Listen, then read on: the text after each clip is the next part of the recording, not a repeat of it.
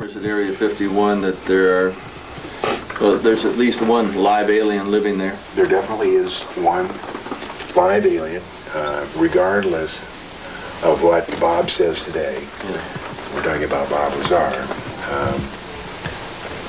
During December and January, December of 1988, January of 1989, when he was working up there, he sat right in that chair whenever he'd come back from the test site, and he'd tell me what he saw.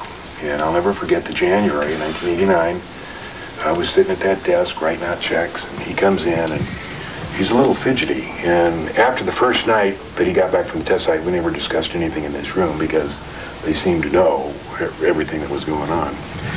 So he came in, sat down, and he looked fidgety, and he kind of went, let's go.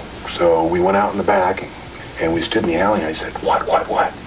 And he said, John, you will never know what it's like to see your first alien. I said, God, neat, how'd you see it? And he described the circumstances of walking down this hallway, being led by two guards, and going down the hallway and looking through this window. As a matter of fact, I have the original drawing that he drew this scene, and he said it was maybe a 12 by 12 window, and it had wires running through it, and he looked through it, and there was two scientists facing him in white lab coats and the little gray talking to them.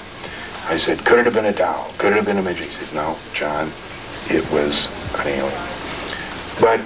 And today, you ask Bob about that, he says, well, that's what John says, but I really don't remember myself. But I remember.